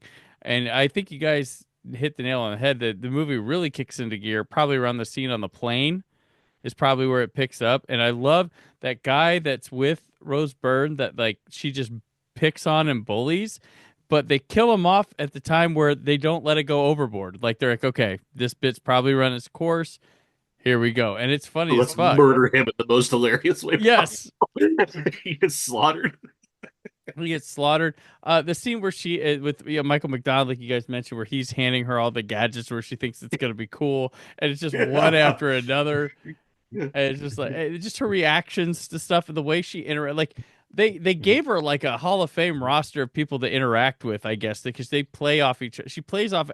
She's got great chemistry with everybody she comes into contact with in this movie, and that doesn't always work for her movies too much. I like her, but like I don't know. Sometimes I feel like she needs her Paul Feig or somebody to do where her husband and her do these movies, and it just doesn't. It's like the stuff's there, but it's just like I don't know. The formula is not the ingredients there aren't something is in there that's making it bad and funny. Say what you will about the Ghostbusters movie. I think the stuff involving her and Wig, which is like I like the Ghostbusters movie. Yeah, so I'm a big fan of that one. I like it better than the new two. I like it. I think it's fine. I like it fine, but I do think the stuff with her and Wig is the heart of that movie, and it works because it's handled the right kind of way. Like Feig has good comedy instincts in a way that I don't think her husband has. Right, and her and Rose, as a filmmaker, her and Rose Byrne worked well. They were in Bridesmaids together too and stuff. So I think that's a good pairing for her because Rose Byrne can be funny while being the straight person in such a way that most people can't. Because Rose Byrne's really funny, but she's really playing the straight person, and it just works in this level that is, it's like wow. And then the what's her name, Hart or whatever, Miranda Hart. Yeah, Miranda Hart. Like, yeah, what a one, and I haven't seen her since. Like, because she's she adds a bit of heart to the movie, but the way she plays. It's super fun, and this movie just rocks. This is the year of the spy. This is one of our many spy movies that come out, and this is one of the top ones.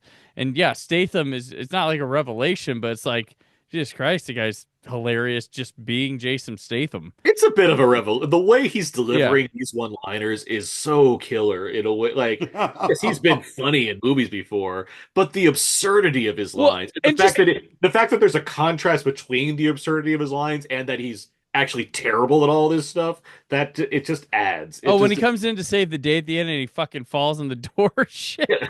And then just the absurdity of the scene where he's dancing and he's got the wig and the mustache. It just looks so silly. Like he just seems so. And this is after Furious 7, where he's playing like the hardest version of himself. So like seeing him just take the piss, it's so funny. Just when he has and his exit when he's taking the boat, like, should we tell him it's a lake? Yeah. This really did signify. I mean, between this and Furious 7, he makes like one action movie, The Mechanic Resurrection, and then he basically disappears from that subgenre for up until like Wrath of Man, along with The Meg, which was more of a blockbuster picture. And I really do think this film, along with Furious 7, sort of opened him up to a new audience that eventually made his run and gun action film slightly more successful. Yeah. The thing is, Statham ultimately wins the action hero battle between Vin Diesel, Rock, and him because he sticks the course. He doesn't want to be anything more, and he doesn't give a fuck who he is outside of the movies. He just likes to make movies, does movies, and he keeps his head down. Yeah, he keeps his head down. He does it. I'm sure he's got an ego, but you just know his pictures are awesome. You don't, As far as McCarthy, I think one of the things with her is that because she is often playing a force of comic chaos, the times where her character can be annoying is when she's basically directing that energy toward basically innocent bystanders, innocent civilians, or people that don't deserve it in the films. I like the second half of Tammy quite a bit more than the first, because by that point, she's mostly sparred with Kathy Bates, who can give as good as she takes. That's what I remember about that movie. Yeah. And, one of the reasons the identity theft is dreadful is that what she's doing is not funny, and she's inflicting chaos and carnage on innocent people that have done absolutely nothing wrong. It's basically that Chris Tucker Rush Hour 2 scene that we both hate, that we all hate for feature length. But with something like this, A, she's an underdog, and B, the film knows when to ever pull out those tools and when not to. And just also, everybody in the movie is funny. I mean, McDonald, he basically just says, I really respect you sacrificing your life for your country. It just hits me every time. I'm coming back. It's we'll see. Well, yeah, we'll see. I entirely forgot Peter Serafinowicz is in this, and he's so funny as maybe an Italian. Yeah. Which killed me. I didn't forget Miranda Baccarin's in here playing what feels like an audition to be an actual spy in a movie, because she completely embodies being a female agent. Yeah. Oh yeah. A real version of this kind of movie. It's they certainly dress her to the nines to be an active contrast, and it's not against this. Not at all. And then they murder her. Yeah. This movie's very casual about the amount of bodies it leaves behind, but there's a lot of death in this film. Yeah. What's his name? Zach Woods comes in for a scene. Yeah. It's a great very much playing a Zach Woods character until he suddenly has an accent and then his throat gets burned out. It's great. Yes. That's for me when the movie really picks up is when they meet up in in that room. It's that Rose Byrne factory. Yeah. Here. She's so game to it's something about she seems like she'd be such a straight-laced person, and yet she's she's just so adept to having the chemistry for comedy. She could be a Jennifer Garner, and she's not. Yes. Kind of that's a fair. Which Jennifer Garner's good at comedy in her own right, but she's very much a no nonsense type of person. Which Rose Byrne could be that, but she takes that to a different degree of silliness. I mean, I remember thinking, 10 years ago that obviously it was never going to happen, but in a just world that rewarded comedy, she would have been in the running for Best Supporting Actress because she's just that fucking good in this movie. Yeah. Well, the hair, it's not. Yeah. Oh yeah, doing that. Oh my hair. Yeah.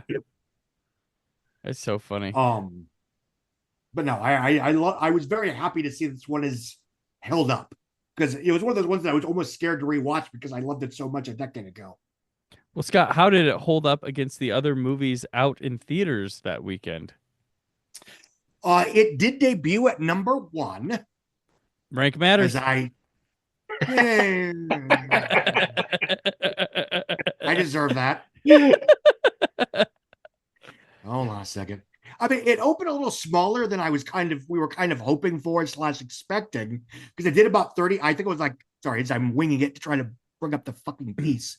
Oh, here we go. Yeah, it only opened to about $29 million, which was lower than Identity Thief, which had done 35. And frankly, it was lower than the 5-day opening of Tammy. And I think it was a situation where the movie was better than the marketing made it seem. That's not a slam on the marketing, but the previews very much sold it as Melissa McCarthy as goofy spy lady who falls down. And obviously it's a busy arena. That. It's a busy arena. It's a busy arena too. Identity Theft was what, a March movie or something like that, right? But it legged out. So people discovered it. It would leg out to about 111 million in North America and 236 on a 65 budget. And as I wrote about at the time, another reason for my optimism, this was a film that bucked the conventional wisdom, whereby films that were about not a white guy would under index overseas, which was an excuse for why studios weren't making more of them. But this was a film that, made far more outside of North America than it did in North America, despite being a Melissa McCarthy comic vehicle. Is there an original comedy that does this well in the next few years after this? Central Intelligence. Okay. But other than that, I want to say no, because I think the bottom really does fall out on comedies by the end of 2016. Mm-hmm. And then by the end of 2017, we've got Coco, which is still the last wholly original animated film to do anything resembling blockbuster business. And then sequel or whatever. Yeah. And it's and we can, that's a whole different conversation of what the fuck happened in 2016 to get us to this hellscape that we're in right now. And I don't just mean politically. What was that? Not enough Rose Byrne. Yeah. Well, yeah. But yeah, so this was a solid hit that did, it aired all the time on FX. And yes, it does. Rose Byrne, I want to mention, excellent in Teenage Mutant Ninja Turtles Mutant Mayhem. Gotta say. Sure, yes, he is. I really do. I think that's one thing I give. They got a lot of famous actors to come in and play parts in that movie, an animated movie, and all of them did the work. They didn't just come in, I'm so and so. They sounded like professional animation actors. So I gotta give that credit. Except for the kids that voiced the turtles, they sounded like total fucking amateurs. Jesus Christ. I still got to watch that show. I got to watch the animated show, which just has all of them in it. Oh, that's neat. On Paramount. Whole season. Will I have to watch it to understand the movie? No, I'm guessing not. San Andreas, number 2, minus 53%. $26 million, $99 million over 10 days. That's a bit of a drop, but I think it opened bigger than everyone was expecting. So there was a lot of demand that was met. And also, it wasn't a franchise. It's a one and doneer. And it eventually does 475 worldwide. Insidious 3, $23 million. Which is, understandably. Excuse me, you're both very boring. The first film had opened to $11 million in early 2011.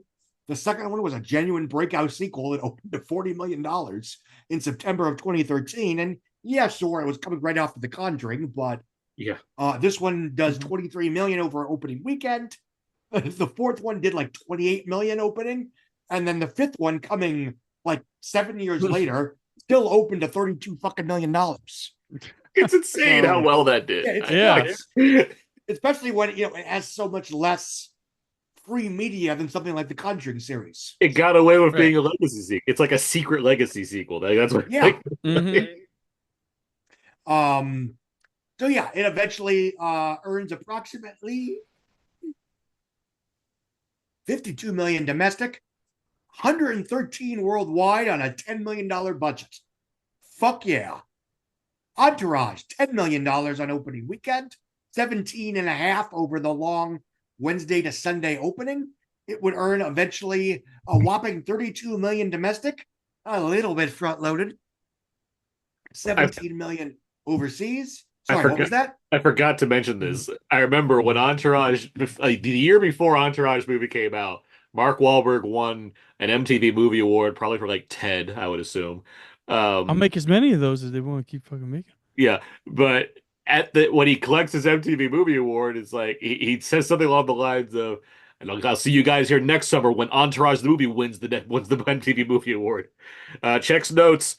Entourage the movie does not win any MTV Movie Awards. Was it even nominated? I'm gonna say no. Oh, it almost, but Brooklyn beat it out. Best kiss. I fucking best love party Brooklyn. scene, Brooklyn. Yeah. A 49 million worldwide on a 30 budget, so Not actually a hit, but I'm sure it made it up in the long run. Mad Max Fury Road, minus 45%. 7.8 million in weekend 4, 131 over 24 days. Pitch Perfect 2, minus $7.5 million, minus 49%, 161 in 24 days. Tomorrowland, minus 50%, still dropping like a rock, 7.2 million, 76 over 17 days.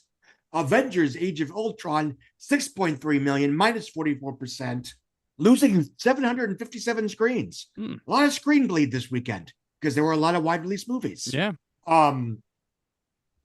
It $438 million after 38 days. Aloha, 3.2 million, minus 67% in weekend 2. People liked it. Yes, they loved it. Aloha Mania sweeping the nation. 16.2 million after 10 days. Not doing much better. Poltergeist, minus 66% in weekend 3, 2.7 million, 44 million after 17 days. Ooh, in 11th place. Yes. I mean, it's still a hit. It does like 95 on a 30, but whatever. Love and Mercy opened at 2.1 million in 481 theaters. It would make a whopping $3 million in North America, 18 million worldwide. So wait a minute, I'm looking at the wrong movie. Fuck. I was gonna say it's like a lot. Yeah. Movie. It made $13 million in North America, 16 million overseas, $29 million worldwide. Which is That's higher than I would have for guessed. Yeah. Higher than I would have guessed for that movie. So. It's probably pretty big for roadside attractions offhand. Oh yeah, for Roadside, definitely. Mm-hmm. For sure. But that also explains why it doesn't have any Oscar nominations, because Roadside is terrible at the award season. Yeah. Always. There you go. And I think that covers our bases. That does. All right. So that'll do it this week. Thank you, gentlemen, for joining me once again. Until next week, where can people keep up with you, Aaron? Everything I do can be found on my personal Substack page, thecodezit.substack.com. I am the editor-in-chief at Wheel Entertainment. You can find my movie reviews over there. I write Blu-ray and Criterion reviews for Why So Blue. I'm on all the socials at Aaron's PS4. I host the podcast Air Out Now with Aaron and Abe. My co-host and I, Abe, we talk about the weekly movie releases. And at this point, we're also well on our way into Black Guys Talk Godzilla with my friend Terrence Johnson. We are black film critics that talk Godzilla. All right, Scott. I am a semi-regular contributor to Buck News. I run, write, and maintain the Outside Scoop at Substack. And I also produce a podcast called The Box Office Podcast, very creative, which is once a week. It's me and a handful of other younger, cooler, and more culturally relevant box office pundits, where we just talk about the box office, what happened last weekend. And I'm on the socials. All right, and I'm on socials at Brandon4KUHD. Reminder, always subscribe to the YouTube channel. Popcom's coming up June 27th through 29th. That is the month, this month that we're talking here at the Indiana Convention Center in Indianapolis, Indiana. There'll also be the PopCon Summit, which you can go to sign up for. I believe tickets would still be available. That'll get you into the regular PopCon as well. So 5 days of fun. More info on all that, including the podcast stage and the podcast awards at popcon.us. Next week, it's the franchise setting fire to the internet as they say it's dying, blasting a madam for wearing heels during action. We return to Jurassic World. All that and more as the summer of 2015 at 10 continues. The summer of 2015. The summer of 2015 at 10. Thank you for listening. The Brandon Peters Show is a Creative Zombie Studios production. Produced by Brad Shoemaker and Brandon Peters. Written and edited by Brandon Peters. Announcer vocals by Jessica Alsman. Theme song by Metavari. Web design and show art by Brad Shoemaker with Brandon Peters. All music and clips featured in the episode are property of their respective studios and no infringement is intended. Additional information on this and other episodes at BrandonPetersShow.com. For any inquiries, press opportunities, or sponsorship, contact mail@brandonpetershow.com. The show is available on Apple Music, Spotify, or anywhere podcasts are found.